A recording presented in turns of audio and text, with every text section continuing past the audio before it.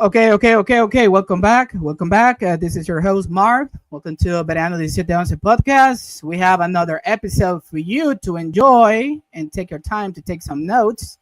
Today, I am joined by one of my co-hosts, a special co-host, theologian Luis Joel from Australia. Luis Joel, how are you doing today, sir? Good, and I'm very glad that I'm not in Sydney or in New South Wales because you guys in New South Wales you got in Bathurst you got some snow, even snow -13. It was -13, and here in Melbourne it's still cold, but not as cold as over there. Got you. And of course, we are joined by, I call her affectionately the People's Champ. Of course, I'm talking about our friend, Marg Mowczko. Margaret, it's a pleasure to have you on. Welcome back. Oh, it's lovely to be back. Yeah, it's not snowing anywhere near here. Mm. I flew to Melbourne 2 weeks ago, and I saw the Oh, snow on the mountains flying down. Yeah, that's in Manhattan, maybe in yes, in Manhattan. there's quite a lot of snow. Yeah, quite a lot of Yes, snow. yes, it's been snowing a lot Yeah, also here in Victoria, but where I live, did you come to the to Tullamarine or Avalon? Which Tullamarine. so I live like 30 minutes from Tullamarine, so even less sometimes. So, but Avalon is closer. But here, down here, it doesn't snow. Although we have a little set of mountains here. Do you remember when the first Mad Max was filmed? So I live like 15 minutes, like 10 minutes from that. Okay. So I live very close to the original Mad Max area. Yep. Great. That's, we need to catch up, catching up with Yeah. what's going on around the world. So, people, for those who are watching the video, right now, the live stream, you can see on your screen, we have the topic also on the thumbnail. You can see it right there. Margaret, she's written a lot. We were just saying that to her off camera. And today, she's been previously another episode here on my podcast and somewhere else. She's gaining a lot of traction, and I'm glad for her. So today, she's gonna be tackling that passage about women not being allowed to teach. Mm. And I have a lot of things to say about that. And but we got the expert, and Margaret, she's written a lot about that. So Margaret, I don't know if you want to give us just introductory remarks, your experience writing about this Mm, topic. Just give us a little bit of that before we can go and show the slides for our public and audience. yeah. Well, this is the verse that comes up all the time, especially 1 Timothy 2:12, which begins with, "I don't allow a woman to teach." So whenever I'm online, when people interact with me, this is the verse that gets brought up, and a couple more, but this one is the one that gets brought up mostly. And I think even when we're looking at it, not in some English translations, but in some other translations, it's actually not that difficult. But there's so much baggage that comes with this verse, and it's unpicking the baggage where I think sometimes this verse can get complicated. Yeah. Thank you. So we're Thank going you to so look much. at that. Yeah. Well, I don't know if you have some comments before we can go full in here with the slides about Yeah. this passage. Yeah. So I think one of the problems with just interpreting this passage or interpreting the verse is that people just go straight to chapter 2 and they go straight to these verses. But you really need to go to 1 Timothy 1. You need to set, because when Paul, I'm going to use, I know that not all New Testament scholars think that Paul, the Apostle Paul, wrote this, but I still do. So I'm just going to call the author Paul. So when Paul wrote this letter, he was driven to write it because he had concerns. So we need to find out what Paul's concerns were.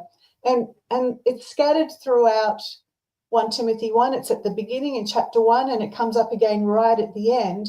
And it's false teaching. So all of 1 Timothy needs to be read with this understanding of false teaching. And Paul identifies it. I know that you had Sandra Glan on a few weeks ago, a couple of Yeah. months ago. Yeah, and she's done amazing work on Ephesus, I completely agree with what she says about the goddess Artemis not being a fertility goddess, not being a mother, that it didn't encourage women to feel superior, because these are ideas that are often brought up when we're discussing this text. So I'm exactly on the same page with Sandra Glan. I don't think the cult of Artemis in Ephesus, which was huge in Ephesus, I don't think the cult of Artemis really did encourage women to feel superior or emboldened.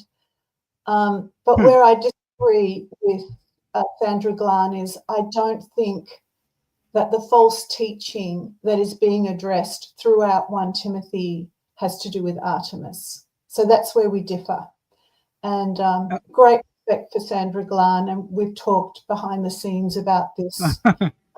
Yeah, so I recommend her book, but I don't think Artemis has much to do with this, and I'm happy to talk about that further, because I can certainly see why people would think she has something to do with this. Anyway, so if we go to 1 Timothy chapter 1, Paul tells us what the false teaching is. And have we got a slide for that for 1 Timothy 1? Yes, we definitely have. Yeah. Actually, I have to go here. Oh, let me just put it right here. Because you can read in your own Bible. Yeah. Yeah. We'll So, start I want to say this to the audience. Because Margaret, she shared 2 articles. Well, one of them, it's kind of like an article, and some other notes and comments, main ideas. So basically what I just did is just to take out the main takeaways here and adding onto with the slides. So cool. You can go and read that passage for context, Margaret, and we're going to take it from there. Yeah. So in 1 Timothy 1, verses 3 to 4, Timothy is telling Ephesus to stay in Ephesus so that you can instruct certain people not to teach other doctrines or to pay attention to myths and endless genealogies that promote empty speculations. And if we look at, like when Paul uses the word myth, we might think of Artemis, but he uses the same word in Titus where he's clearly talking about Jewish myths. Because he mentions those of the circumcision group, so that refers, and he actually uses the word Jewish myth. And in Colossians, he does the same. So when Paul's using the word myth, he's often talking about Jewish teachings. But it becomes even clearer if we go down to 1 Timothy 1 verse 7, and he talks about those who want to be teachers of the law.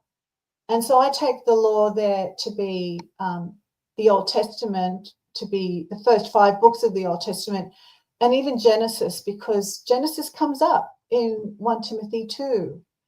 So for a lot of reasons, and I probably won't have time to go into all of them today, I think the false teachers in 1 Timothy, they were Jewish. They were teaching Jewish myths, and Judaism had a lot of ideas that we wouldn't sort of think were kind of mainstream, and however you want to describe it. And what else can I say about that? And it had to do with the resurrection. So we know that there were 2 false teachers in Ephesus, Hymenaeus and Alexander, and they come up again, and another guy in 1 Timothy 2, or one of them doesn't. Anyway, one of them comes up again. Sorry. So Hymenaeus and Alexander are in 1 Timothy, and one of these guys and another one comes up in 2 Timothy, and there we learn that their teaching was related to the resurrection. They taught that the resurrection had already happened. Okay, so that was a bit messy. But so part of this false teaching is that it's Jewish. It teaches that the resurrection had already happened and that there's an aesthetic element to it. And it's not just me who's thinking this. This idea has been around for like 100 years or so. So C.K. Barrett, who wrote a commentary quite a while ago, but still highly regarded, he said about the pastoral epistles, which includes 1 Timothy, that there's an implied attack on Paul's teaching by those Jewish Gnostic Christians whose heretical kind of Christianity lurks in the background of the pastorals. And I totally think that's what's happening, as far as I can tell, because, you know, we only have one side of the conversation. But when I look at 1 Timothy and 2 Timothy and Titus, I think Paul is sort of, you know, butting up against these Jewish false teachers, which had aesthetic ideas and a kind of proto-Gnostic mindset. Yeah. Yeah. This is in 2 Timothy chapter 2, verse 17. Their teaching was spread like gangrene. Among them are Hymenaeus, 2:17, Hymenaeus and Philetus, who have departed from the truth. They say that the resurrection has already taken place, and they destroy the faith of some. Yeah. So it has to do with resurrection. Yeah. What they're And teaching. that applies to 1 Timothy as well. Mhm. Yeah. Because Yes. one of them's the same guy. Yeah. Yes, because they say that in First Timothy it says that at least Hymenaeus is saying that the resurrection has taken already place already. So that's the issue with these people. So yeah, they felt that they were already living in the resurrection age, and so even Jesus kind of alludes to the fact that in the resurrection age we're going to be like angels. We're not going to be, meaning, you know, we're not going to be having sex and babies and things like that. And yeah, and in 1 Timothy 4 verse 3, Paul talks about a doctrine of demons. So he uses really strong words, a doctrine of demons, about people who are forbidding marriage and who are saying not to eat certain kinds of foods. And those foods were thought to increase a person's libido. So if you stop eating meat and you stop drinking wine, then it's easier to stop having sex. So like we're already getting down to verse 5, really, verse 15 here. But so maybe we should stick more just to with go the back top. to First Timothy 1:20, it says, among them are Hymenaeus and Alexander, whom I have handed over to Satan to be taught not to blaspheme. So this Hymenaeus, he was having bad company apparently. Yeah. And Paul uses such strong language. He really doesn't like these guys. He really doesn't like what they're teaching. Yeah. And it sounds like their teaching was pervasive, you know, it's spreading like gangrene. Yeah. It's a major problem. I was going to say that the Paul is famous for being controversial, but I think in this place we think of him like he's trying to protect the church from, what do you call it, Margaret? What's the word besides, which is the antonym? Yeah, you know, heresy. I have another word, but it's not in my mind here. But he's trying to protect, and he's advising. Of course, we are assuming here Pauline authorship. Okay, Margaret and Jovel, you guys are pretty well aware that there are people, scholars, including, that they say this is part of this phenomenon, literary phenomenon called pseudonymity. You know, where it's not Paul writing, it's someone else instead of Paul. But I'm assuming it's Paul, okay? And so are you, I think. I'm assuming it's Paul, and one of the reasons why they think Paul didn't write it is because we all assume that Paul died in the 60s. We all assume he died under Nero's reign. I mean, the tradition for that is so strong. It's so strong. So I'm even reluctant to say something different.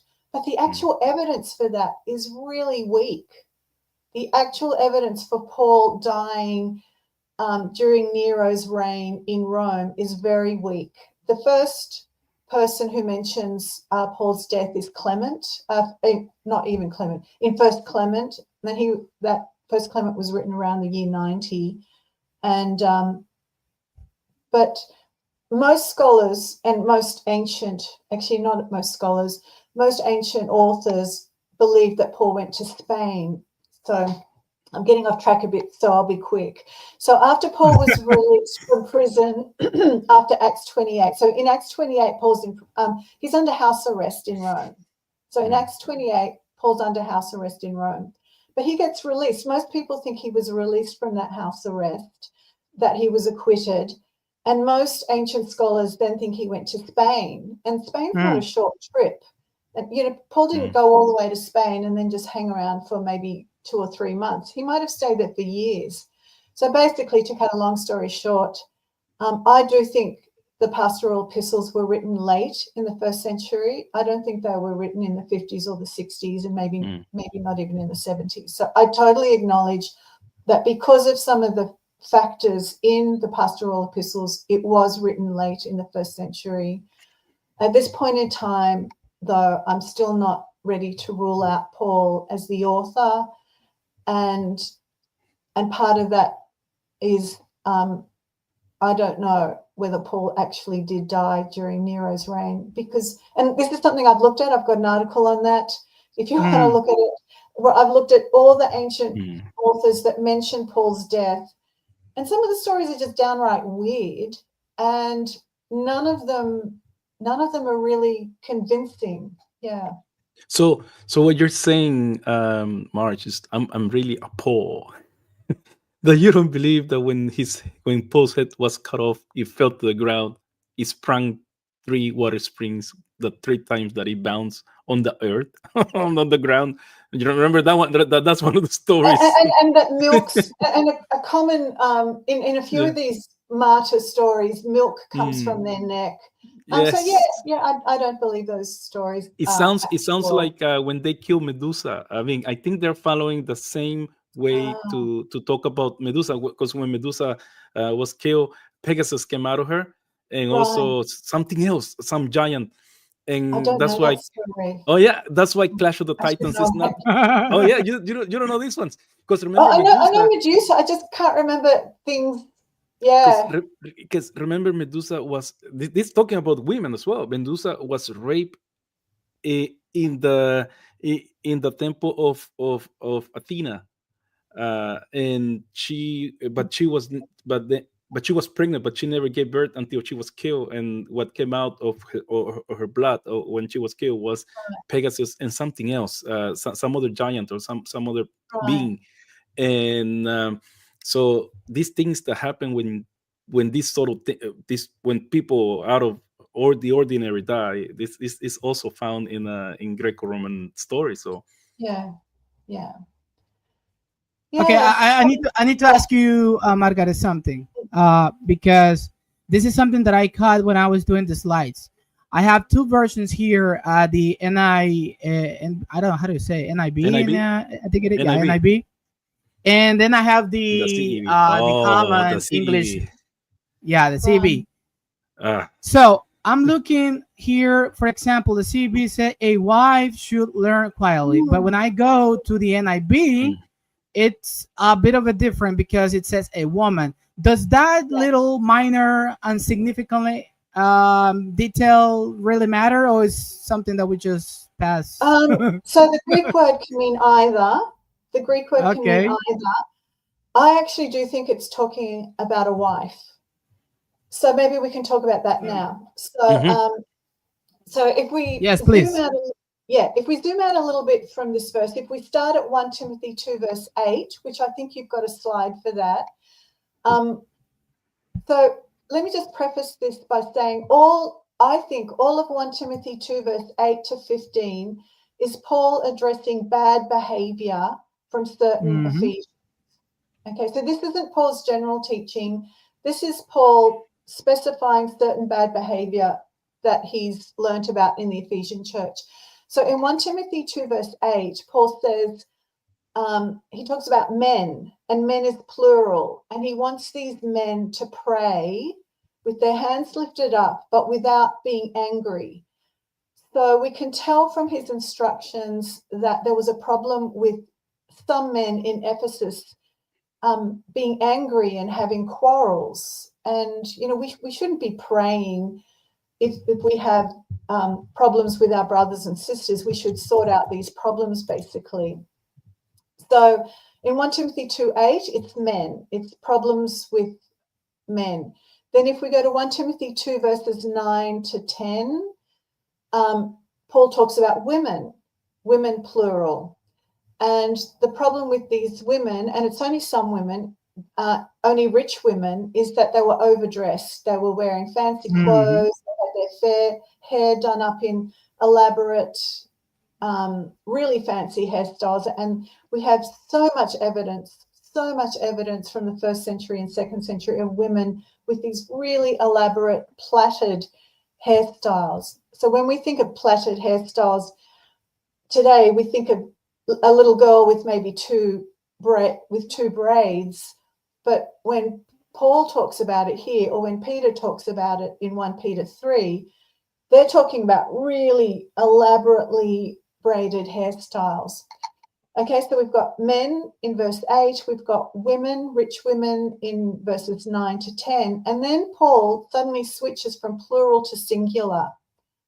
And so that means something. We need to pay attention from this plural to singular. So I think there's two ways of, and we can see wife is singular here. Okay, so okay. Yeah. Margaret, let's stop right there because I have a specific slide for that. So we're gonna save it for later. Sorry that I cut you off. Later. Yeah. Why do you save it for later? I'm talking about it now. Well, because I would like. Well, if you want to do it, you can do it. But I have that slide, and I would like to go. Okay. So basically, I think wife is valid. I think Paul might be talking about a husband and wife situation in these verses. Thank you. Not a universal everywhere, specifically the church, and that's exactly. when I confront Thank people. You for saying that. usually better reformed people who I meet in the internet who has never been in a reformed church, who don't follow any reformed confession, but they're still reformed. They say, well, this is for the church, and I say, well, find me that word church in this chapter. You will not find it. So you are importing something into the chapter. And they criticize that sometimes I also mention that Paul may not have written First Timothy. I say, well, maybe you're one of these people who want to include more words in order to make sense to your interpretation, but it's not there. And some people are amazed that they read the Bible, but they have followed what they've been told, that this thing applies to the church because the text says it's the church. I said, no, read me, find me ecclesia, nowhere. Yeah, that's what I'm talking about. Like, I don't think these verses. Okay, there are some challenges with understanding the Greek words. There are, and we're going to look at that. But yeah, it's all the baggage that people have put onto it. I don't think this is talking about a congregational setting. I think it's talking about a husband and a wife. And like Lewis is saying, it doesn't mention church. It doesn't mention congregation or ecclesia.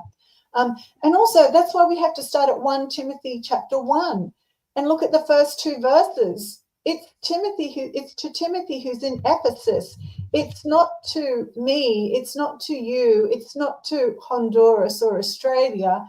We can get yes. It's a personal letter.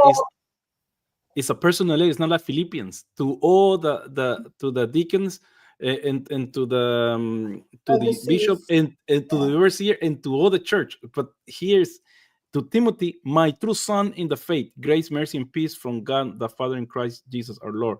As I urge you, Timothy, it's not talking to the church; it's talking to him. Yes. Yeah, stay in Ephesus. Yeah, it's all about Ephesus. It's all about and I know some people feel uncomfortable with that because we're taught to apply just about every verse in the Bible to our own lives today. But, sometimes they don't. Sometimes it really was just about Ephesus. Sometimes it really was just about Corinth. But we still can listen into the conversation and see if it does apply to us. Yeah. And this is a personal letter to an individual who's living in a specific place at a specific time, facing a specific situation in a specific church. Yeah. So, yeah. Okay. Now, No, I mean that's the thing. Margaret is taking the whole chapter. I could see that in one of the documents she shared with me. She's taking that full chapter. She's not only cherry picking like many of us would like to do, quoting verses here and there, because I think that's a good way how to exegete a passage. Now, this word to moving on here, Margaret, this word is like a big deal in the debate. Mm. It's a And huge deal. yeah. Yeah. So what can you tell us about that? Yeah. So it was really interesting because I did a video with Lewis about this word, and we discovered that in some Spanish translations, it's not translated, and I'm not even going to say it in Spanish because I get it wrong. So in some Spanish translations, it's translated as have authority, but in the other Spanish translation, do you remember what it is, Lewis? Yes, dominion, authority, Dominion. Yeah. and dominion, and let me see, authority, dominion, and authority. They go in between each other. Yeah. And so, yeah, I have looked at this word long and hard, and because I do read Greek, sometimes I still see not the verb, because the verb's really rare, and it's the verb that we have here, but I see related nouns pop up when I'm reading Greek. And it doesn't just refer to having authority or having a healthy authority. Most of the time, it's about a domineering authority or having full power over someone. So Little Scott and Jones have written actually, can you see it? Hang on. Yeah, we can see books. It's really fat. It's like my fattest book. So I can see it. Little Scott and Jones have an exhaustive dictionary of ancient Greek, and it's not a theological dictionary. And their first definition is, actually, do I have it in front of me? I don't know. It's something like to have full power. Full power. Like the adjective is full. I do have the definition somewhere of this. Look at that comment, Mark. Look at the comment on he's one of our followers. He follows both me and Mark. Yeah. Right. Yeah, I tried to bang out the stubbornness out of fundamentalists who think everything in the Bible was written into the 21st century Western white man. LOL. They forget to take the setting into account. Yeah, I agree with that. Yeah, and the whole letter. This is just so true for Ephesus, like the word for head in Ephesians. It's so true if we want to understand Paul, we have to really get into each of his letters. And yeah, anyway, let's keep going. So Authentane. What can I say about Authentane? So yeah, it wasn't about a nice normal, healthy authority that you would have between humans. It's sometimes used for God, because God can be the one who has full authority over everything.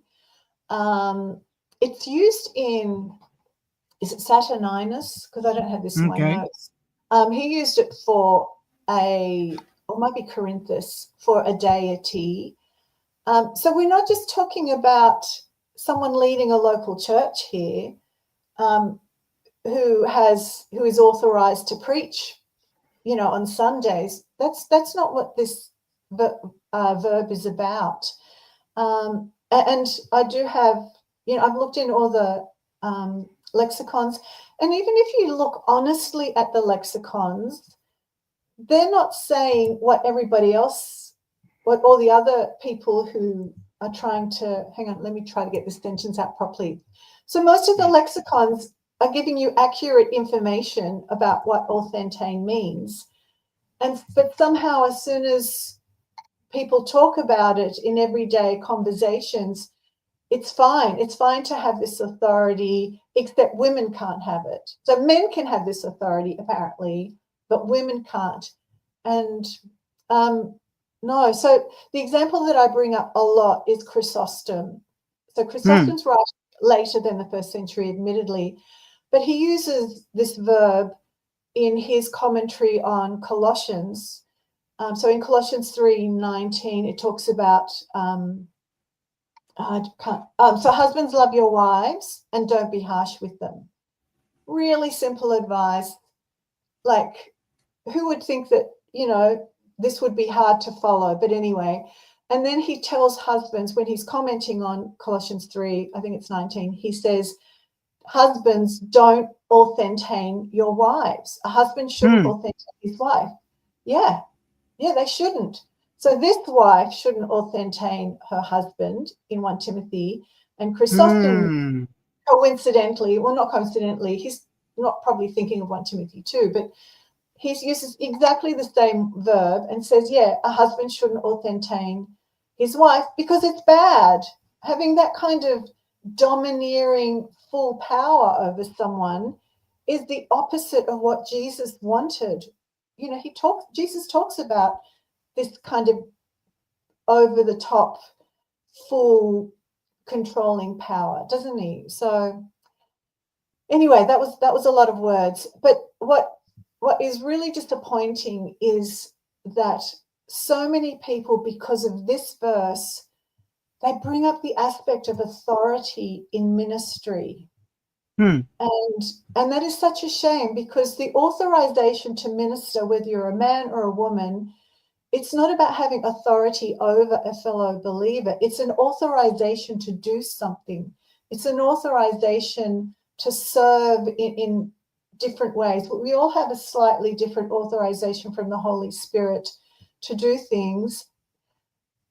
But the idea of authority just keeps coming up where in the discussions I'm involved with, as though men have this authority, but women don't. No one should have this authority. No one should be authenticating fellow brothers and sisters in Christ. It's bad behavior. Now you have coined a new term right there. Yeah. Okay, go ahead. Okay, I was about to say I want to, I like to I like the way you put it in the intro of this chapter. That's why I put it right there in the slide. I want to read it for the audience and you both.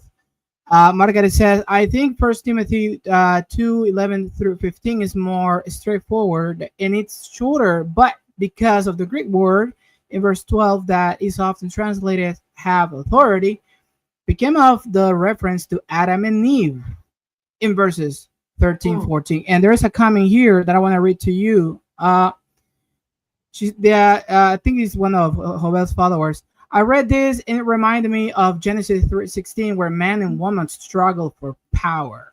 Yeah. Yeah. And no one should be having this kind of power. No, we shouldn't. Sisters in Christ. It's not about we're brothers. We should be serving each other. Paul talks so much. He talks about outdoing each other in honoring the other person. He talks so much about being humble and being forbearing. Yeah. Anyway. Now I like this quote for Margaret. The biggest challenge is trying to work out the setting, the backstory to 1 Timothy through 2:11 through 15. But if we get this right, it will help us understand Paul's message. And this is the very thing that church most of the time is not doing at all. I can tell you that by experience, and I have shared this with Margaret in earlier episodes. This is what happened to me. And basically I had a clash with the leadership because I was like, basic thing, we should be reading this text in their ancient context first. I'm not an enemy of application. Trust me, I'm with you up there. But application in the, it's something just at the very last of this process. But, people refuse to do this. Why is that? I don't know. I have many hypotheses right there. I agree that trying to apply any verse, that comes right at the end. We need to understand the language. We need to understand why Paul or Peter or whoever or Jesus is saying. I shouldn't put Jesus at the end. I should have put him at the beginning. You know, they're not just most of their statements are motivated because of a concern. We need to find out what their concern is. So here's another. I'm going off track a little bit. I was reading 1 Corinthians 13 this week, and that's the love chapter. Love is patient, love is kind. And I was actually reading it in a different language, a language I'm not very familiar with. And when you do that, each word becomes really important. And I realized for the first time, this, you know, people have it read out at their weddings. Everyone knows this love chapter. And I'm looking at how negative some of these words are. It's not jealous. It's not boasting. It's not doing this. It's not doing this. It's not. Paul isn't telling us really what love is.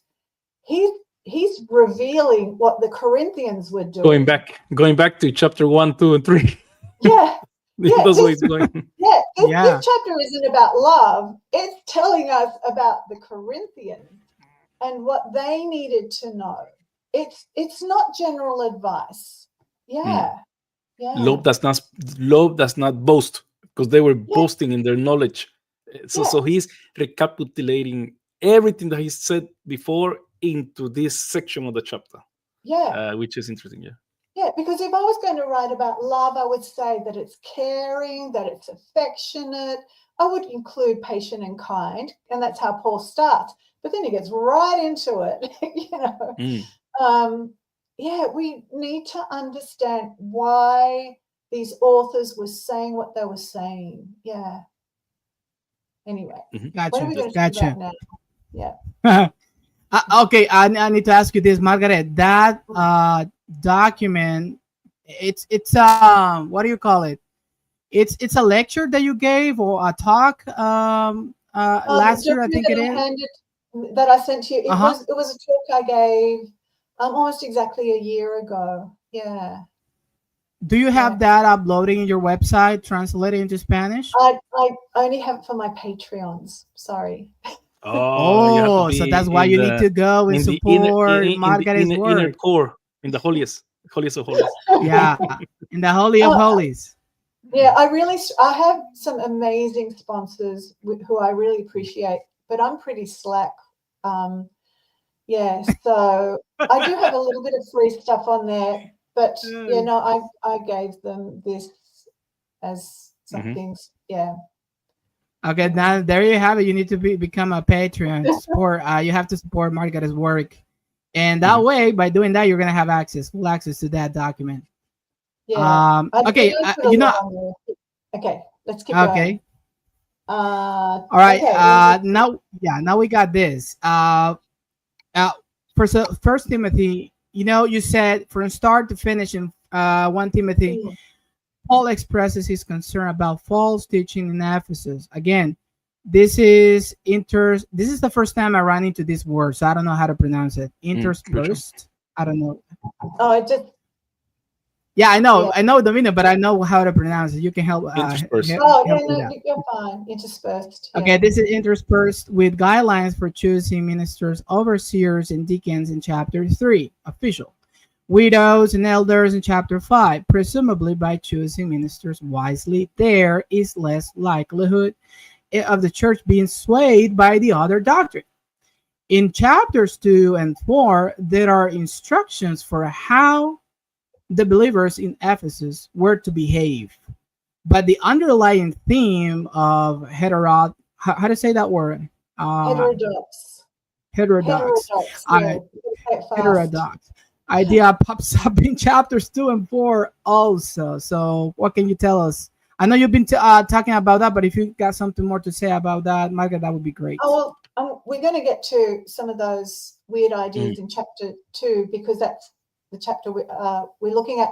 And it's in 4 verse 3 where Paul mentions the doctrine of demons, about abstaining from marriage, or not allowing marriage and abstaining from foods. Yeah. All right. Let's continue here. Okay. Let's see. So that's what we were talking about before. Yeah. 1 Timothy 2:8-10. Yeah, go ahead. Yeah. So basically, just to repeat what I said before, this is about men plural and it's about women plural, because I think I pretty much said everything there is to Okay, say let's about move that. on. Yeah.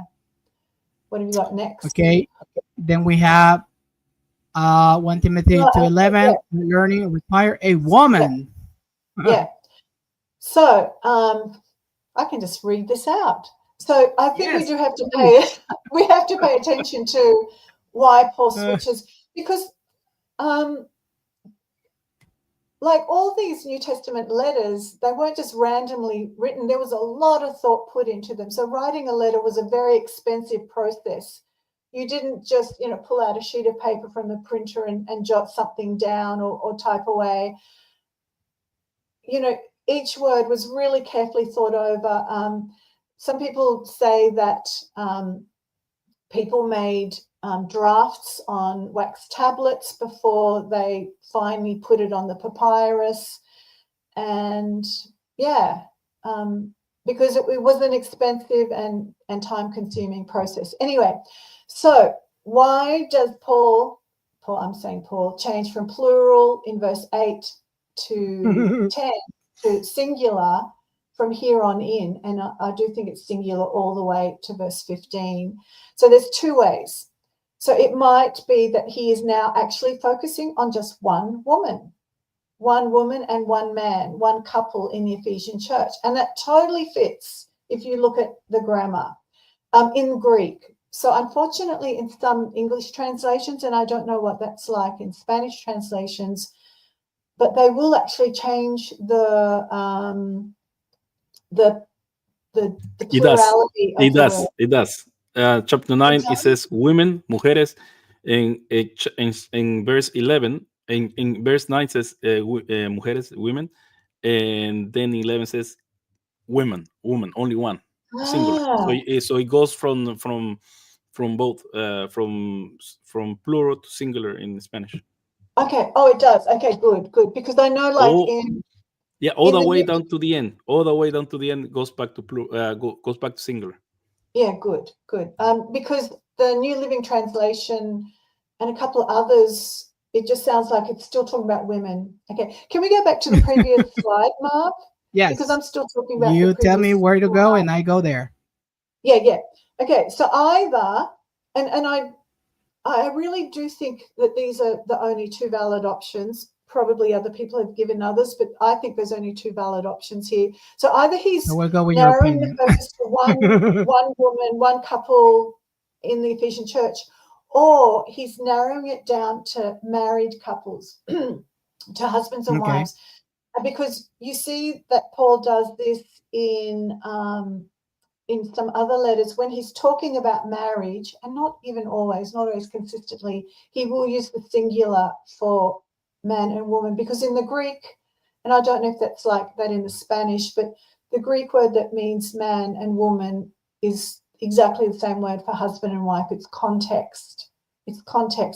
And that's why the CEB have wives, or a wife, I should say, because they believe the context, like I do, is either one wife or it's a group of wives that were doing the same things, that they were domineering their husbands. Yeah. And we're going to look at hopefully how they were domineering their husbands if we keep going. So we can have a look at the next slide now. Yeah, go ahead. Let's do it. I forget what it said. Okay, so here's another thing, which is a little bit technical, but I think it's important. We like technicals. Okay. So we've been talking about men plural. We've been talking about nerdy. women plural. But then if you go into the Greek, at the beginning of verse 11, the first word is just guni or gini, however you want to pronounce it, the word for woman. There's no connective. And in Greek uses a lot of conjunctions to start sentences. Like, that's just the way they do it. Admittedly, there's not that many in 1 Timothy, but anyway. And so often, so there's no connective. It just goes straight bang, woman or wife. And that rhetorical device is called a syndeton. And a syndeton, I've got a quote somewhere from from Steve Levinson. Yeah, I can't find it quickly, but I'll just paraphrase it. He says that a syndeton is often used when you move to something a bit more general to something a bit more specific. And I think that's what's happening. We've been talking about these rich women who are overdressed, and now Paul's zoning in on one of these women, or maybe a few of these women. So again, he's not just talking about all women for all time. He's talking about a situation in the Ephesian church. Yeah. So, and we've got a few words in that slide. In quietness. Okay. In quietness. Okay, so this is a really common, the word behind, so this comes right at the, okay, in quietness. Actually, do you have the slide where I've got in quietness twice? Yes. To show that it's an inclusion? Yes, okay. So it's in black. Great. Okay. So verse... Yeah, I did it. Yeah, great. Yeah, 1 Timothy 2:11 and 1 Timothy 2:12, they have to be read together. Okay, we know, even if you're not going to start at 1 Timothy 1, at least put these two verses together, because right after the word for woman, gini or gune, however you want to pronounce it, because there's all different schools of thought about how to pronounce ancient Greek. Anyway, you've got en hesychia, which means in quietness. Yeah, and then you've got Thank you. and then right at the very end, en hesychia. And so this is showing, this is a way that Greek writers and other writers, by positioning it right at the beginning and right at the end, they're going, this is an inclusion. This is a literary unit. These verses belong together. And as soon as we do that, we can see that 1 Timothy 2:11 influences how we should read 1 Timothy 2:12. Okay, so it says, a woman in quietness should learn, or let them learn. So we have this imperative for learning. And this is the only kind of command word in this passage that we're looking at. The NIV in Spanish goes haywire because it says the woman should learn with serenity and all submission, and then and then at the end, instead of translating serenity again, it goes to be equanime. I don't know. I don't remember how to say this in English. To be equal. Tranquility? No, equanime. It says in Spanish. Because I remember equality, there's a word something regarding equality. Yes, I know that there's a word in English for this one, but I rarely heard it, so I don't know. I don't remember how. Equanimity. Equanimity, yes, yes, Equanimity. equanimity. Yeah. So from serenity and equanimity goes very weird, and Margaret is not buying it. The only one I'm thinking about it. I'm thinking about it. Yeah. The only one that follows silence. It's the Reina Valera 60. It says she has to learn in silence, and then at the end it says, in verse 12 says she has to she has to be in silence. That's the only one that keeps the same thing. That's the same word like what we see in the Greek. That's the only one. Everybody else is struggling with it. Yeah. See, I challenge that it means in silence. And on good grounds. That's why I love Margaret. because it is kind of hard to translate it into a nice English word that sort of flows, but it is talking about it's about not causing a ruckus. It's about not causing a disturbance. It's about being settled. It's not about quietness to do with hearing things. It's not silence. So serenity will be not bad. Yeah, that's what the NIV in Spanish says, and at the end it says equanimity at the end. So it skips the word quiet, while the Reina Valera, which is the equivalent to the King James, the way they use it in Spanish as well, the same. It was translated roughly the same time as the King James, and it's considered in Spanish as the real deal. Yeah. It says silence both times, like the inclusio. it keeps the inclusio structure, yet it uses that word that you object. Yeah, because Paul is not telling a woman to just totally zip it, which is how it's been understood. He wants this woman to chill, because this woman is causing some kind of disruption that's being felt amongst the Ephesian community. But let's go on to the next one. So we've got the quietness word in black. We've got let her learn. Oh yeah, this one. Oh no. Keep going. Hang on. We've done that one. Because then we've got that en pasi hupotagi. Oh no, keep on that same one, because I'm looking at the I don't think I had that one. Yeah. Oh, okay. Yeah. So I actually that's usually translated in all submission.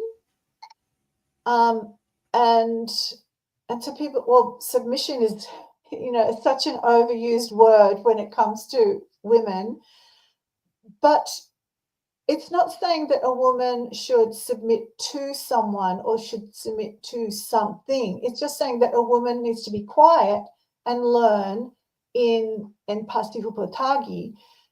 And even Bill Mounce, I don't know if he's a really well-known professor of New Testament Greek. He, in 2013, he said, I don't think it's actually, he's being more careful with his language.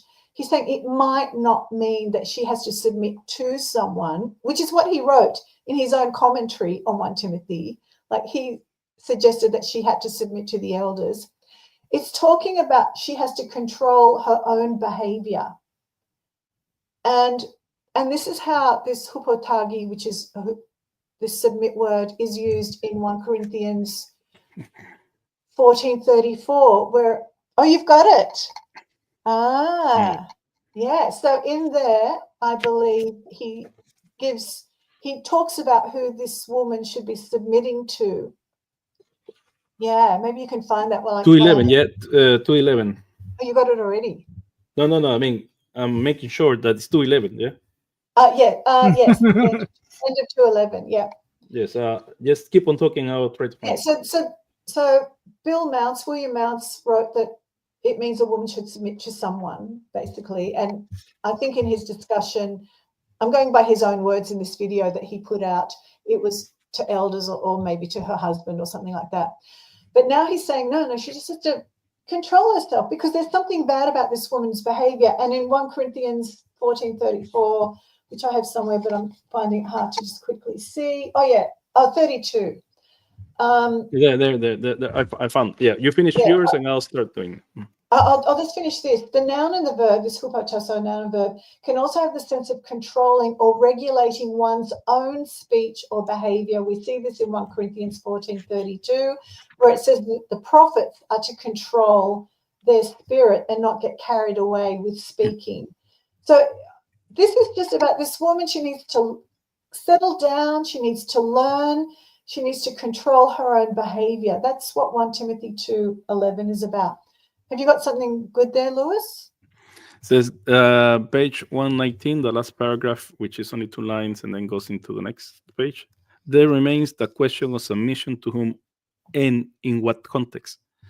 Suggested objects include men, the teachers, overseers, the sound teaching, the congregation, now page 120, and current social conditions. Cautions warns that since the object of submission is not specified, this may not be the right question. The emphasis is on the women's attitude, like what you said, in the women's so attitude. He's already there. He's questioning the general.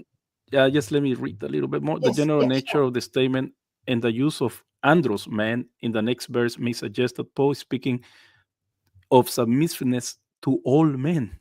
Yet, elsewhere, Paul never requires submission to all women, to all men.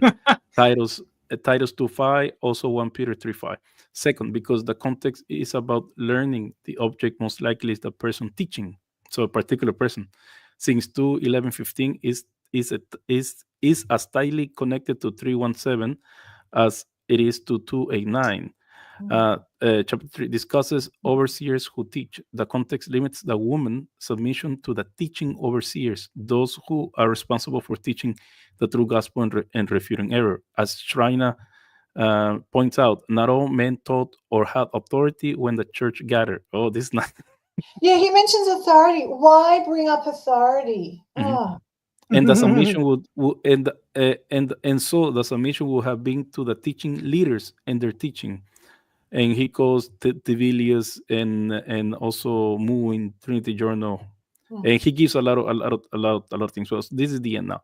This places verse 1 in line with other scriptural calls for men and women alike to be subject to the ruling authorities, be they secular, Titus 3:1, Romans 13:1, or spiritual, Hebrews. And then, so if the submission is to the teachers, then the context is the public times during which the overseers teaches. No, where the overseers teach.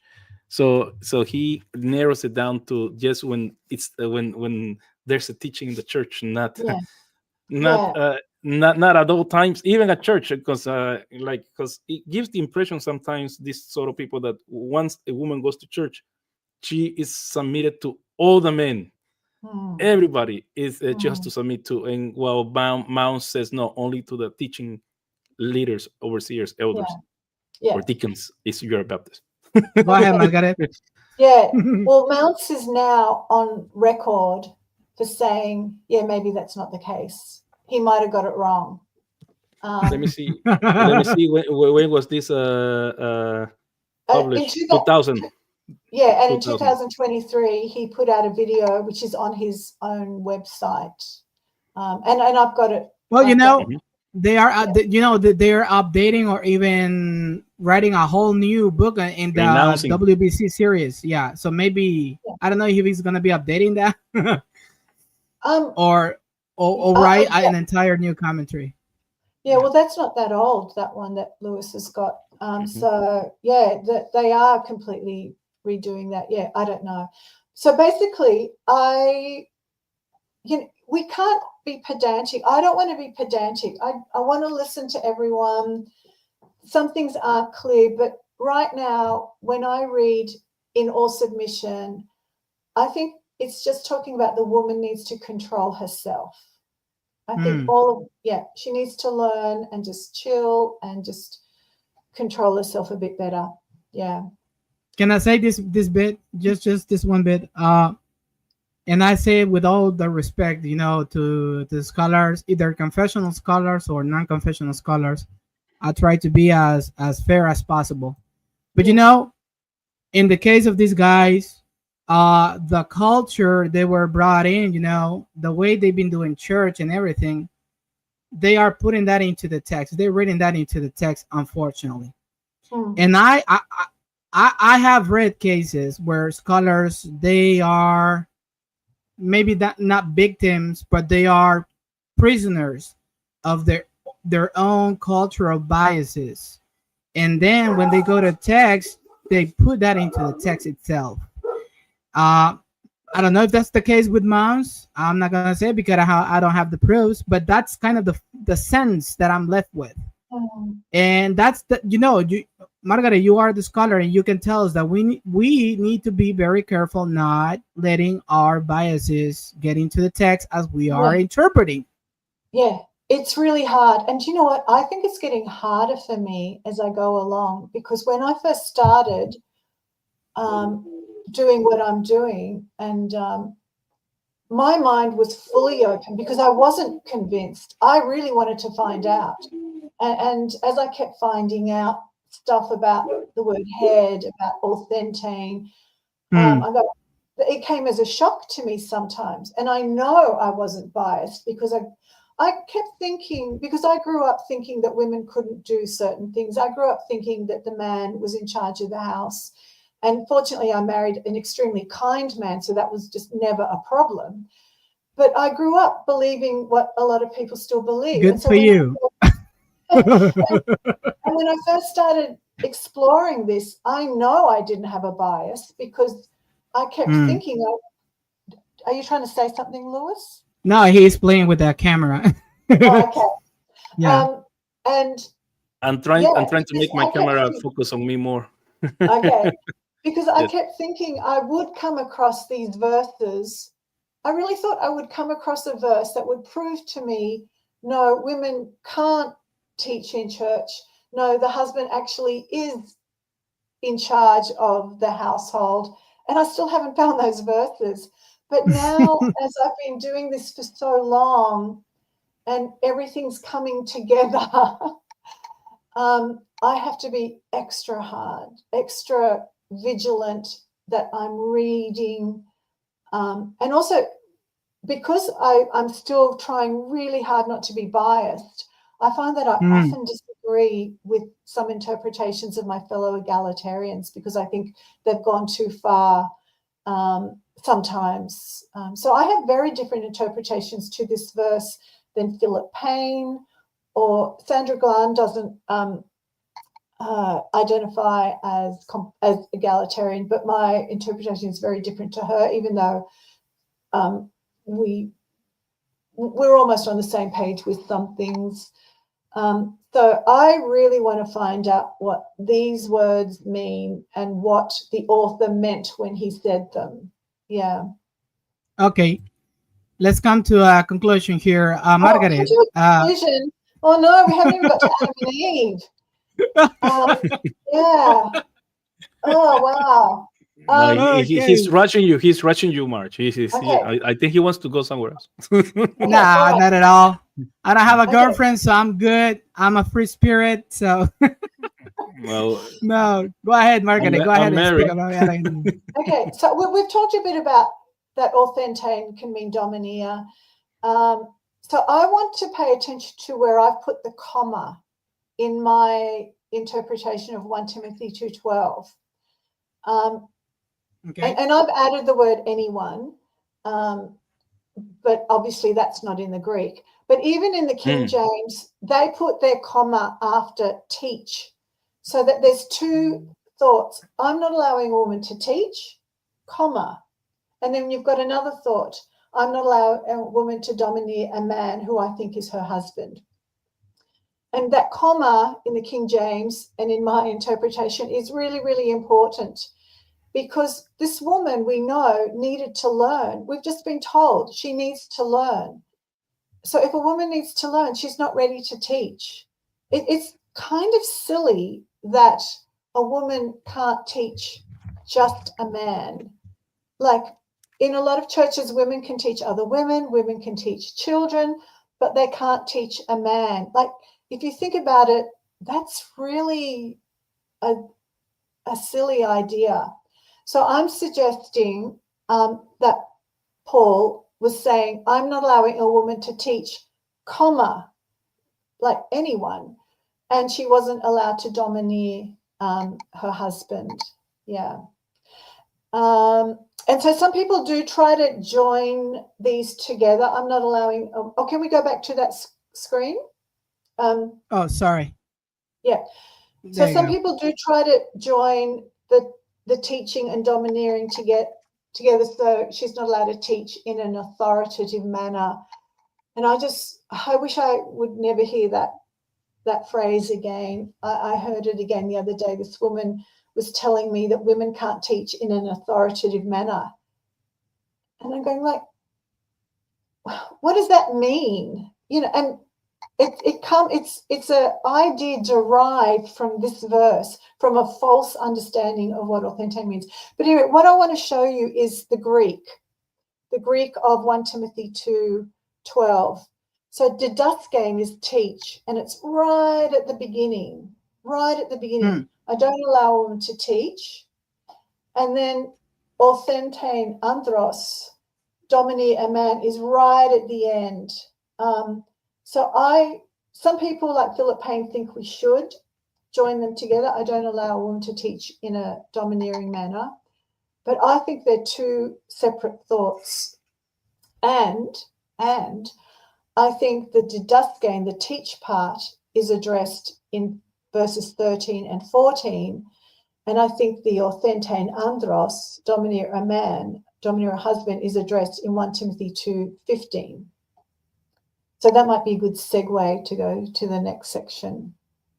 Okay, can I add something to here? Sure. You know, there Yeah, is a famous pastor here, Jovel. He knows. He's going to know who am I talking Nah, I thought you about. were gonna say I was the famous pastor. No, you're not. Yes. No. Seriously, here in Honduras, there is a popular, in the same Ponce. line like Piper and MacArthur and those guys. So he runs a mega church, and it's a very, what do you call it? It's a very popular church. They have radio, television. They have the whole structure very, very well segmented there. But the thing is this: when he's being asked about this passage that Morgan is talking about that verb, the das king, to teach, he, he's really good at giving counseling to, couple marriages and everything. I commend him for that, but I don't commend him for doing exegesis because he's poor exegeting. Trust me, I'm not kidding you. And here's one reason why. When it comes to this verb, he says that only men can teach in the didascalate level. And I'm like, what the heck is this guy talking about? Right. Where is that coming from? Yeah. And then he follows to say, and women cannot teach in the level of the didasking. Yeah, they can teach in some other Greek verb that has to do with teaching and everything. And I'm like, what is this guy's doing? So, Margaret, what would you say to that? Okay. So I think I know where he's coming from. Okay. It might be based on the work of John Dixon, who's looked at the didasco words, and they think so John Dixon, and I hope I'm saying this right because it's been a while since I've read it.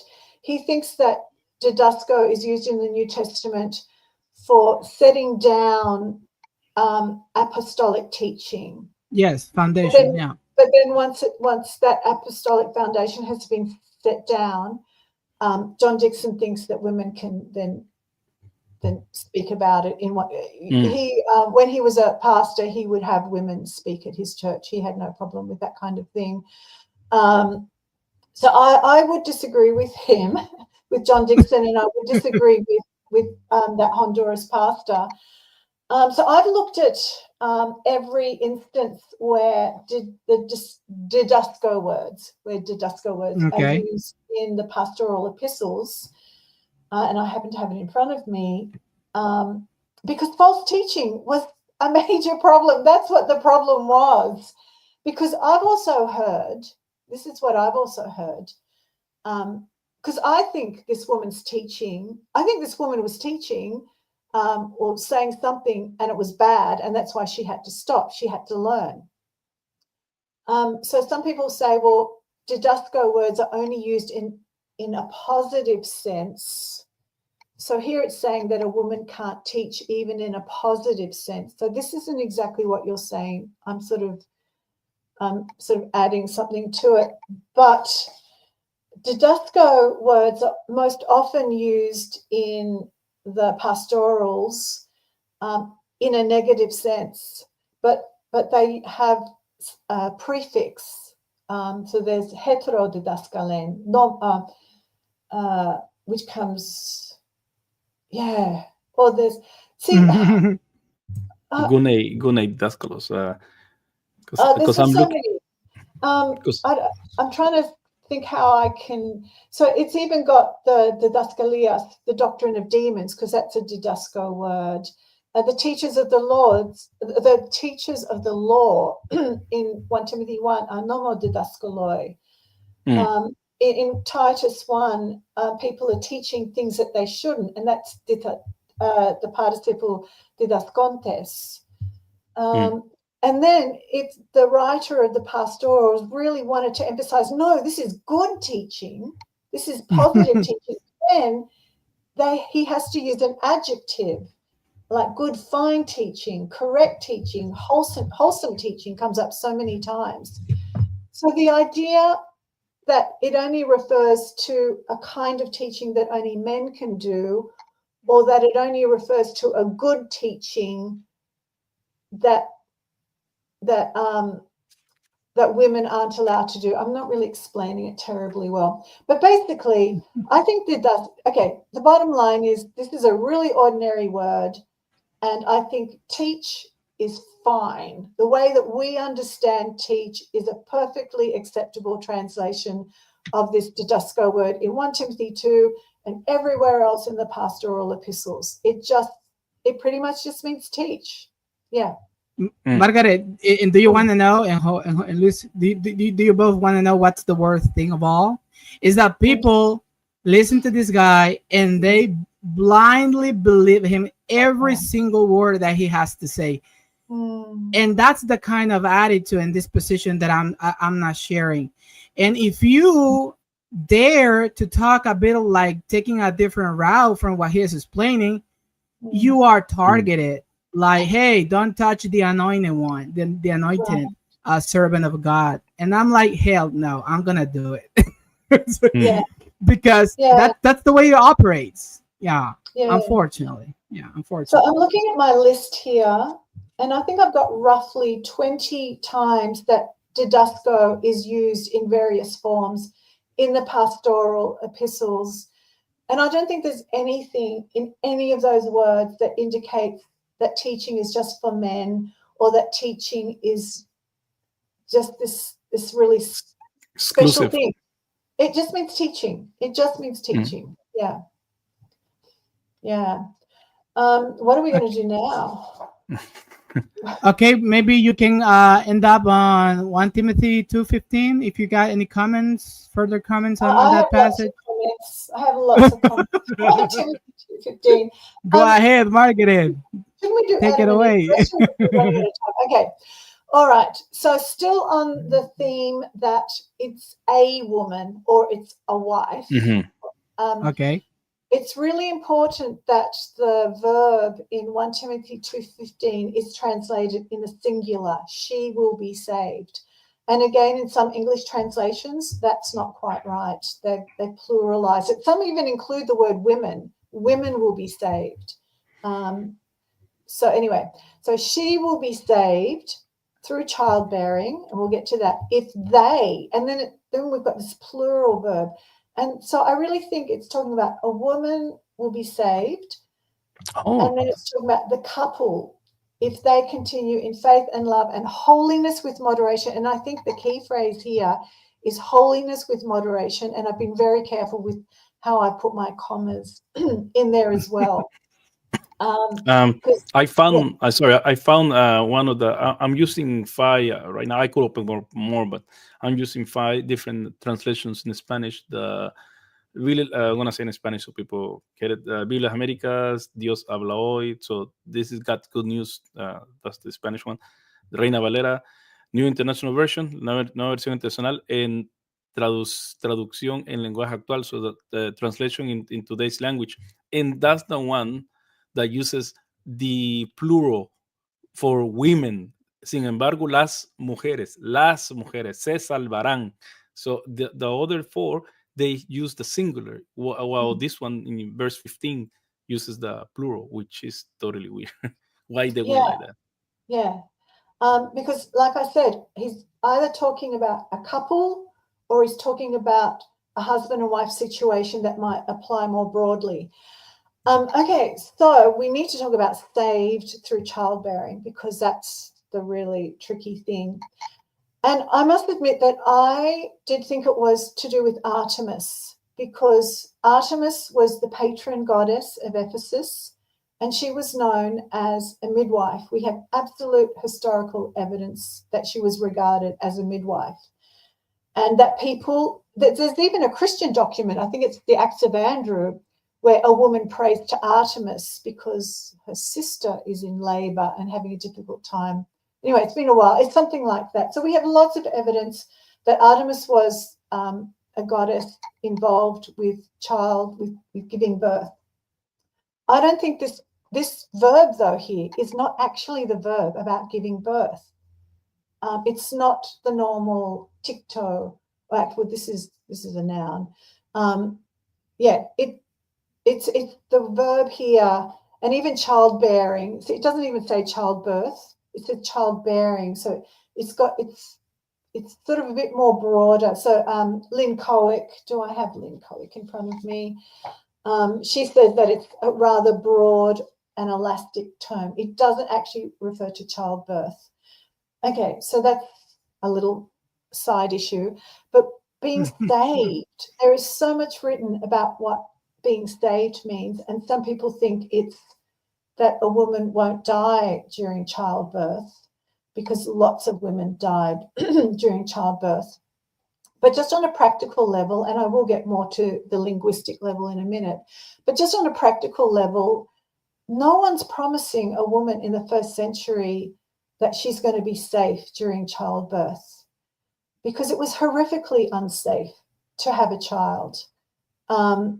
So even the most godly woman, full of faith in Jesus, even these women die in childbirth,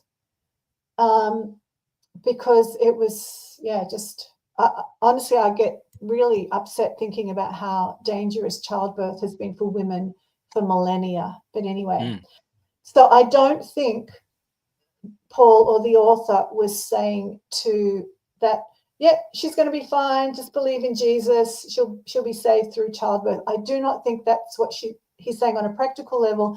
I also don't think that he's saying that on a linguistic level. And why or in the context, So straight after 1 Timothy 2:15, we turn the page and turn to 1 Timothy 3. There's a little phrase that says, this is a faithful saying. And I really believe that this is a faithful saying, or belongs with this statement, because this is a faithful saying.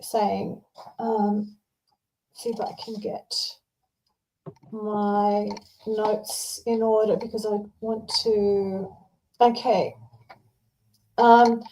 So the Greek is pistologos, and it's used several times in the pastoral epistles, and it's translated in different ways. This is a trustworthy saying. It's a little phrase that means you can count on this. This is true.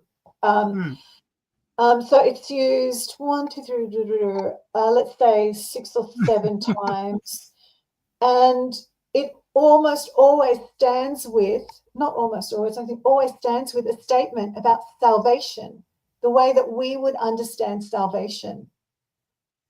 So we didn't really get into this a lot, but there were a lot of documents that survived, because so many Christians just repeat ideas that they've heard without looking for actual evidence, like for Paul's death, for instance. We have actual documents that show what Christians in the 2nd century thought about having children and childbirth, not in the 1st century, unfortunately. And there were people Christians like Tatian, who said that having children was pretty much evil.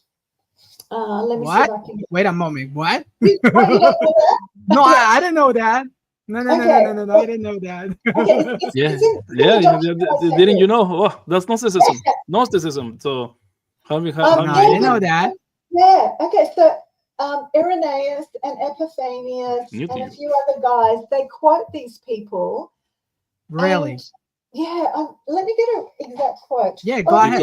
Because you are making more vessels to come into this fallen flesh.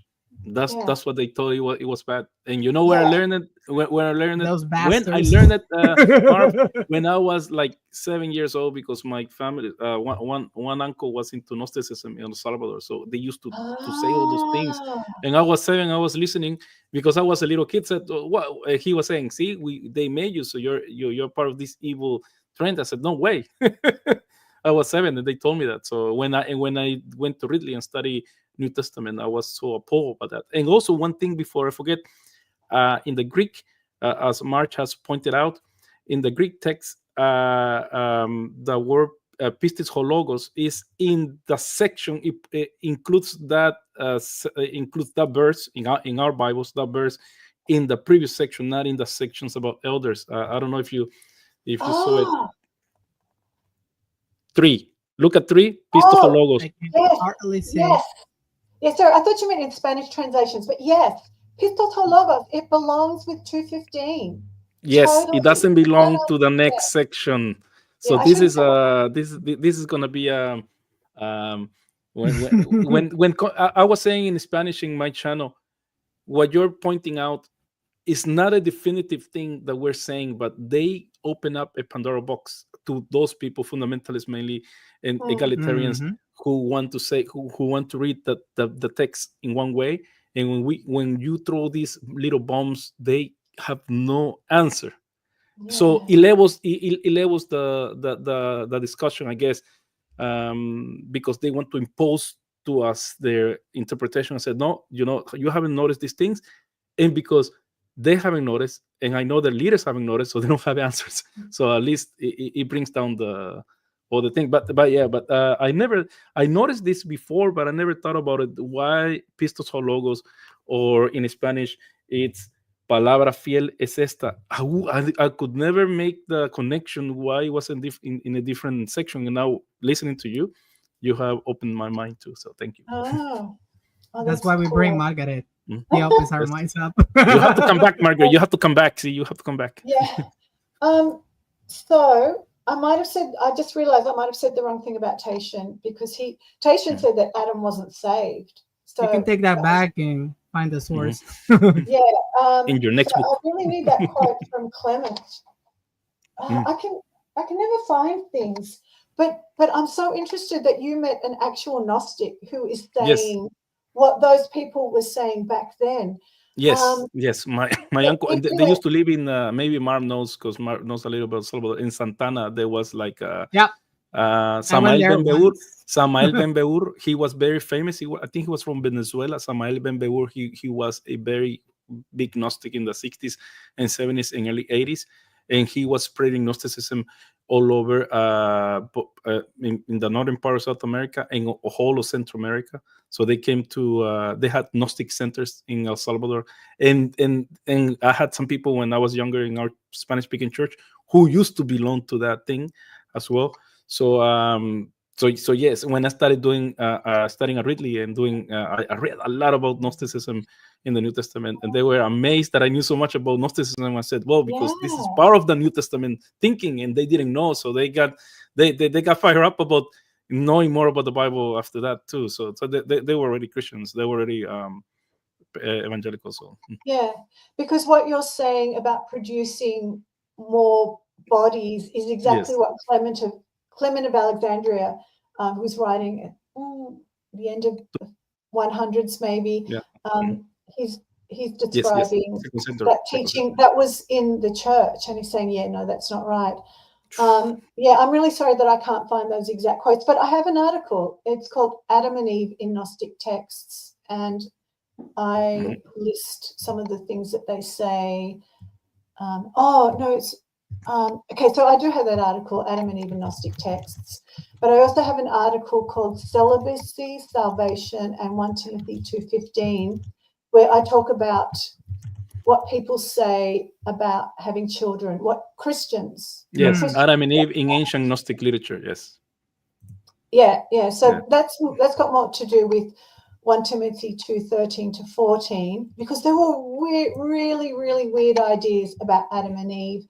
Even in Philo, which is around Paul's time, there was this Jewish work called The Life of Adam and Eve, and Yes. that said really things. And that's a horrible thing to read. Oh, that's so yes. depressing. Yes. But yeah, and then Epiphanius and Tertullian quote other things, and also Augustine quotes Mani as I just can't find it quickly, but Mani apparently just makes this comment that there's heaps of weird stuff about Adam and Eve, that everyone's just making up all this stuff about Adam and Eve. So in a nutshell, I think Paul is just setting the record straight in 1 Timothy 2:13 and 14, where he gives correct summaries about Genesis 2 and 3. And I think the reason he's giving those correct summaries is because this woman's teaching involved Adam and Eve. Yeah. And there's this little word that begins 1 Timothy 2:13, that Greek word is gar. And some people think it means because. So It's a because conjunction. Adam It's a was created conjunction. first, and because Adam was the seed, that means women can't teach. But this little word gar, its original meaning, and the meaning that you still see in the New Testament, is indeed. It's like truly. So if you translated the first English word in 1 Timothy 2:13 as truly instead of for, that just puts like a whole different spin on it. Idea, Because most people really do think that 1 Timothy 2:13 and 14 is the reason why a woman can't teach. But I'm saying the reason a woman can't teach is because she needs to learn, which is what it's verse 11. Because that's the inclusio. That's the unit. 11 and 12 are the unit. And then Paul expands on that. Yeah. I wonder if also the chiasm of the text, Gordon Fee will be good on that. Yeah, Yes. there is a kind of chiasm with, actually, I don't think my brain can go there right now. But Well, anyway, people, It's 11:50. It's 11:50. Time for lunch. people. All I know about chiasm is that people go nuts trying to find those chiasms in the text. Yeah. Sometimes they are very legitimate chiasms. Sometimes they made it up. Yeah, that's pretty right. Yeah, there The are most a lot. famous- Though. There are Yeah. a lot. Yeah. The And just to most. explain, and just to Yeah, explain go what ahead. No, I was just chiasm going is, to say is that like the the most A, famous. B, yeah. Sorry, go ahead, Luis. I wanted to explain just what a chiasm is. It's like the structure of the text, like it goes A, B, C, D, Like and a then sandwich. D, Yeah. C, Mhm. V, A. So it goes back. That's a chiasm. But some like Mark said, sometimes people go crazy trying to find chiasms, trying to find structure. That's what people want to find, structure. But if you can find that structure, it's important, because I do think there's a chiasm in Ephesians 5 verses 22 to 33. I think there's a chiasm in 1 Corinthians 11, 2 to 16, which are really important passages for women. And so you see that these points are being made, and then there's the center point, and then the points are being made again in reverse order. And we do need to identify what the main point at the center is. But yeah, sometimes it's a bit controversial. So okay, so you're saying this is a legitimate one, in the one that in Ephesus? In Ephesians 5 verses 22 to 23, yeah. Okay. And I definitely, should I say definitely? I really tried not to use the word definitely. Most likely. Yeah.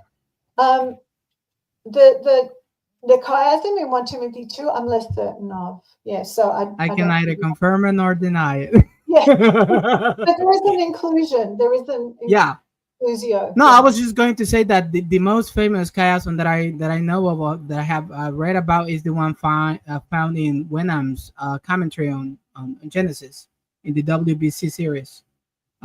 Because I seen that chiasm being quoted in many articles. I remember Carmen Imes from Biola University.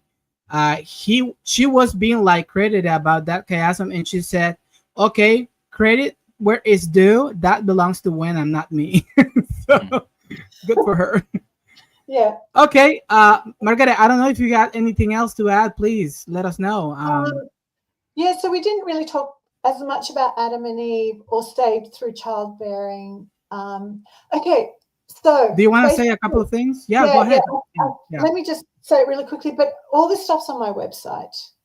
Just thank you. That's why Jovel is putting your website. I'm also doing the same thing on our respective channels, so people can click on it and go to your website.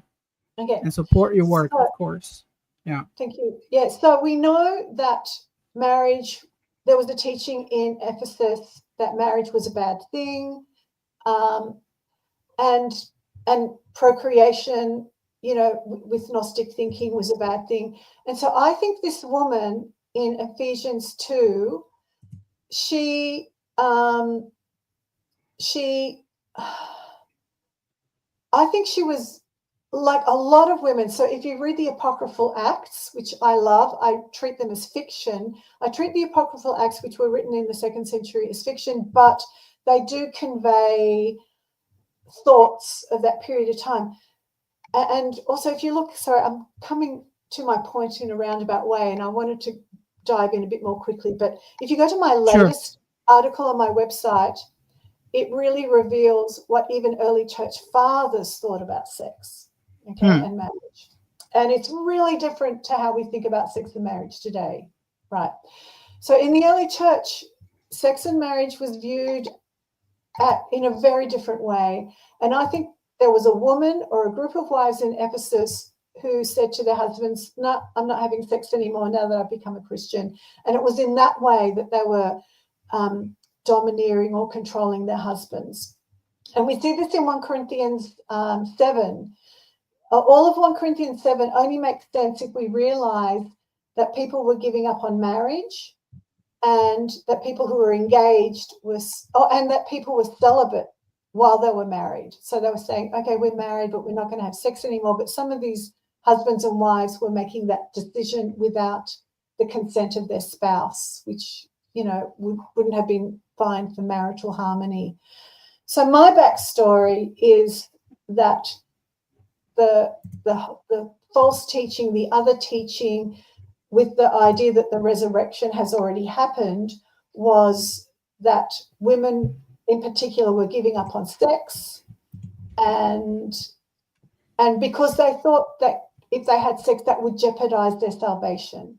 If they had sex and they had children, like what the Gnostics think, it jeopardizes their salvation. But Paul's saying, no, it's fine. If you have kids, you'll be fine. You'll be saved. And then he sort of adds this, but, keep being good, basically. Have children, you're fine, you'll be saved. And that holiness in moderation. So be holy, be pious, but in moderation, don't overdo it. Okay. So I think that's all I have to say. Great. Okay. Let me just put it back here. Well, we don't have that issue today. We don't have that issue today. Not even in but I think it's been maybe crawling back within some Protestant circles that, and this is my own views. That they are reluctant to have kids. It's like I sometimes think it's Gnosticism by the back door.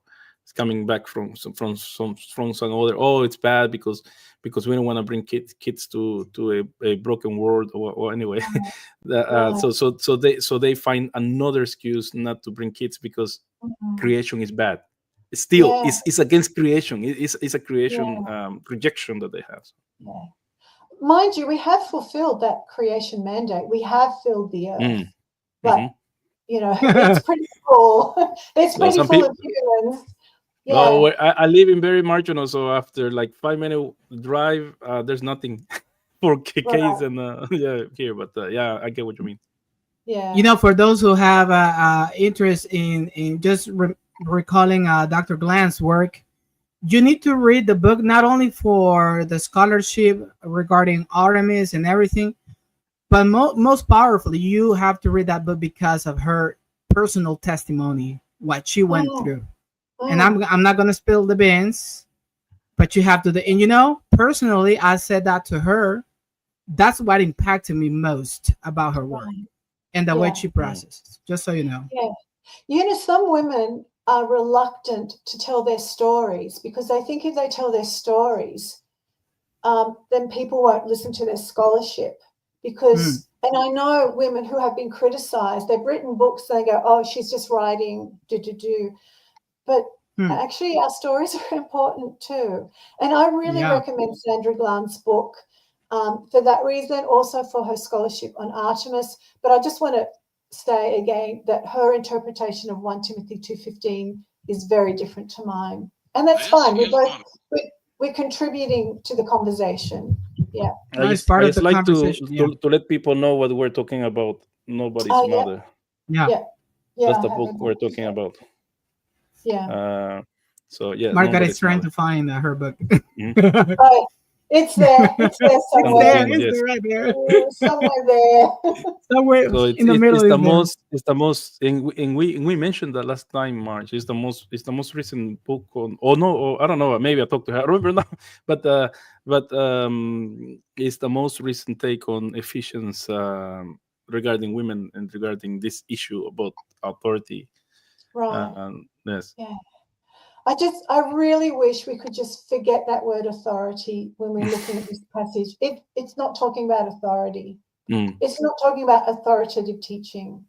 But Yeah. I would like to have some sort of like a button, just push it down and make people just forget about that word. I can do it. Yeah. But a good thing to say about all this, for or the sake of our audiences, is that I like the way Craig Keener put it. Paul is addressing circumstantial situations in that letter. He is not saying, okay, this is a universal command for all time and ages. Woman can teach. Nordly, that's not the point, for God's sakes. So let's get this straight out. Just make it clear. Margaret has contributed during this live stream about what's the main points, how we should address this passage in its original context. There's a lot of evidence and good arguments to make the case. That's, my mentor, the late Michael Heiser, he used to say, when it comes to this debate about women in ministry and everything, I can argue both ways. I can argue for and against it. But what he meant by saying that is that those texts are so ambiguous that you can't even dare to make doctrine upon those passages. You need to be very careful. And I take that as well. So, Jovel, I don't know if you have some last comments to add to this conversation. No, I mean, well, yes, I do. This is very eye-opening regarding the Greek, because I always like the thing I mentioned about the Greek text, chapter 3, the first verse that we usually keep, even in our Bible here in Spanish, we have it as chapter 3. Palabra fiel es esta, which is pistos ho logos, but the Greek text keeps it in the previous section, not in the following section. So this is a very eye-opening. In like Marge has pointed out, it differs from our traditional reading of the text and how our Bibles have influenced the tradition. Because this is because even placing certain paragraphs. I was trying to explain to someone, some in the Protestant evangelical, in the Protestant Catholic discussions, debates. I said, even no, this is not tradition. This is, even the paragraphs, even the verses, even the chapter, even the commas are Even the comments, traditions. yeah. Are traditions. This is a tradition within the word of God. So we cannot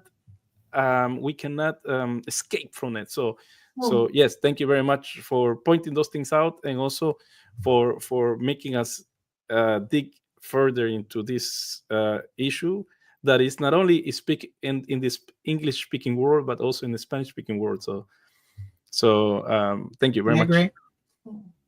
Margaret, final comments, final words. Yeah, I will say one more thing. Go ahead. Paul never No worries. silences good teaching or sound teaching from anyone.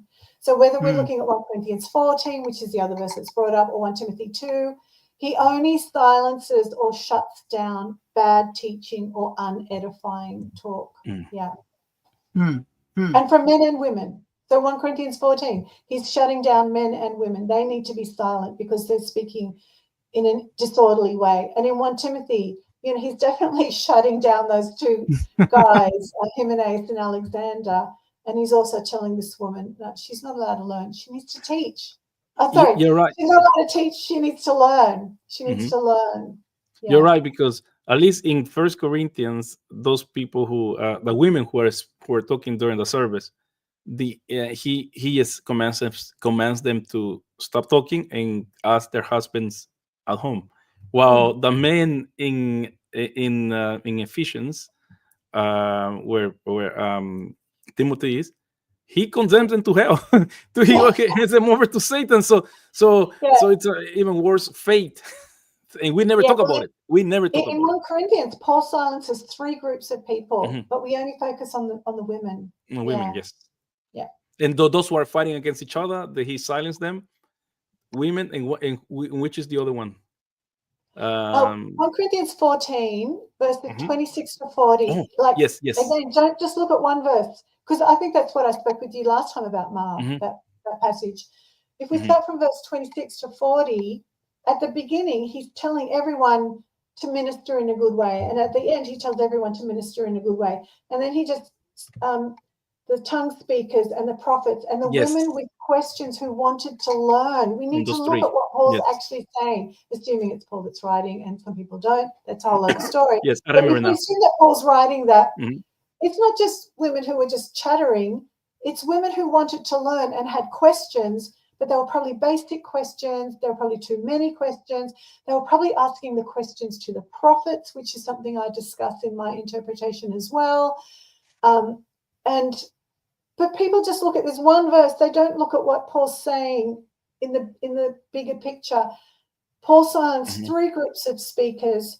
Yes, And if yes, I we remember read now. carefully, we can see what the problem was Mhm. with their speech. The speech with the women's speech isn't just because they were women, it's because there was something to do with other stuff as well. Yes, because he shuts those who have the gift of tongues but don't have the gift of interpretation. He shuts them down. Then he Yeah. shuts, and he says, 2 or 3 prophets at the most, and the rest shut up. And then he continues with women. You're right. There are 3 groups that he says them to be quiet, but we only talk And about that is women, the women, women. Mhm. And that is the zip, that is the be Mhm. quiet, the Zip it. silent verb, which is not what we have in 1 Timothy 2. Mhm. And it wasn't just any talk from women in 1 Corinthians 14. It was a specific type of nuisance, unedifying speech. So again, Paul never tells well disciplined women who know what they're talking about. He never tells those women to be quiet.